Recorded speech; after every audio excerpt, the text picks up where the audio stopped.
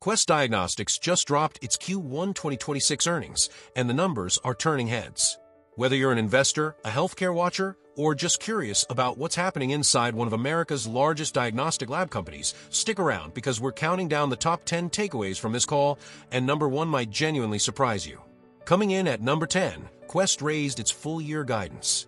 After a strong first quarter, management lifted its 2026 revenue outlook to between $11.78 billion and $11.9 billion, reflecting a growth rate of roughly 7 to 8%. This kind of mid-year raise signals real confidence from leadership in the durability of their growth. At number 9, Project Nova is moving forward on schedule. This is Quest's multi-year initiative to completely overhaul its order-to-cash systems and processes. The first wave of solutions is on track to launch in fall 2027, and while it carries about 25 cents in EPS dilution for 2026, it's a long-term investment in operational efficiency that could pay significant dividends down the road. Number 8 brings us to PAMA and the Results Act. Medicare lab reimbursement is a big deal for Quest, and the company is actively fighting for fair rates. With over 80 congressional co-sponsors and a hearing already completed in 2026, Quest is hopeful the Results Act passes this year, which would stabilize Medicare rates and potentially open the door to rate increases if broader data submission occurs. At number 7, the Haystack MRD oncology test is gaining real momentum. Quest partnered with City of Hope to study Haystack in solid tumor cancer patients across 14 U.S. sites.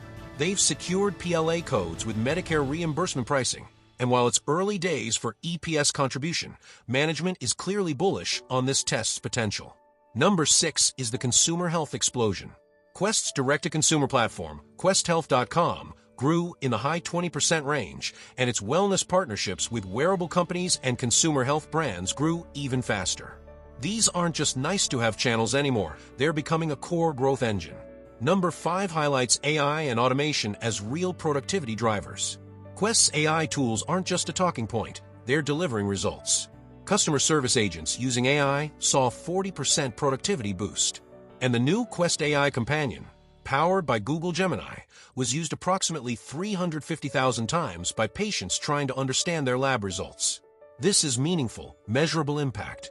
Coming in at number 4, the hospital channel delivered double-digit revenue growth, largely fueled by the Corewell Health Collab collaboration in Michigan.